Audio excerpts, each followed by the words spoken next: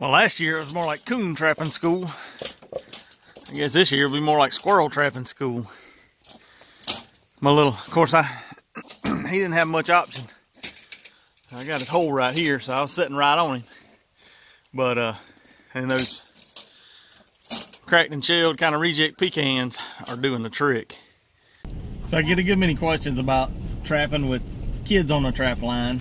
Yeah. Yeah, because he's been going with me. He didn't get to go the year he was born.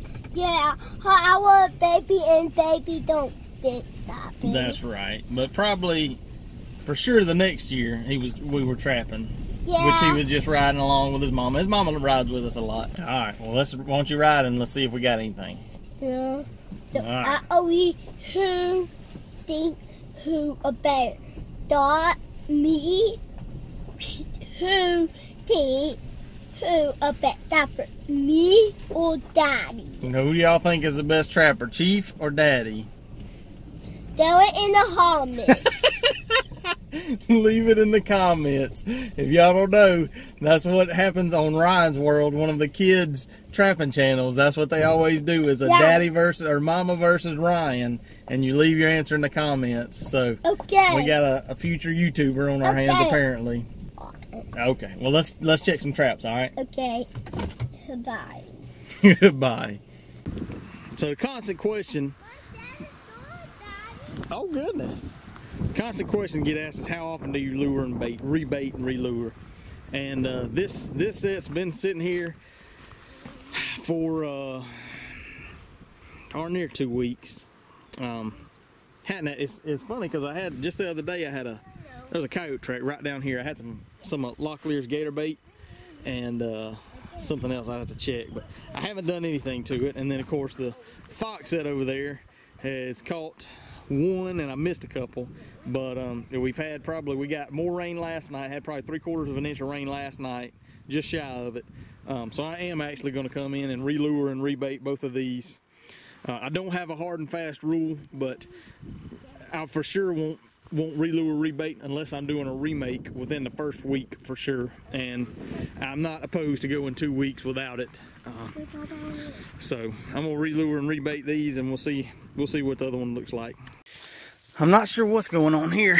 This is an Expand-A-Pan set, but you can see the trap isn't moved out of the bed, and there's fur. Watch out, buddy. There's a fur right there. Kind of looks almost like belly fur or something. And there's some more right here.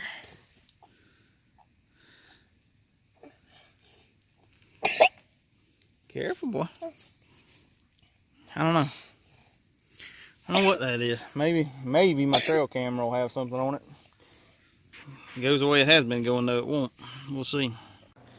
Alright, y'all. Nothing to skin today, so I figured I would get a little creative. I've had some meat preparing, and so I've got a little venison, Mongolian venison, I guess, and then some raccoon egg rolls. So I wanted to try these recipes out to see how they were before I posted them, but or if these turn out good, which the Mongolian is going to be delicious. It smells good, but they turn out good. I'll definitely do a video and a recipe on how it is and let y'all in, because I think it's going to be good. I think it'll be recipe worthy. So I'll let you know.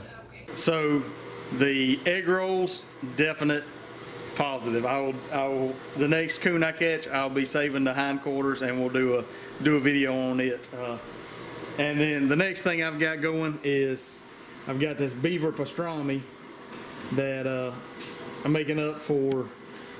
I'm gonna try it tomorrow at our family get together, but I'm excited to see how that does. If that turns out good, I'll be doing a video on that too. So I don't know, the trap line hadn't been doing much. I got to get some more traps out, but honestly I don't know if it's going to happen until after Christmas. I'm off that week after Christmas, so hopefully I can get some more sets out and we won't get too much more rain. So if everything cooperates, that'll be a plus, and we'll get that going. And maybe between now and then, at least I can get a handful of sets out to maybe even get some recipes going for the holiday times.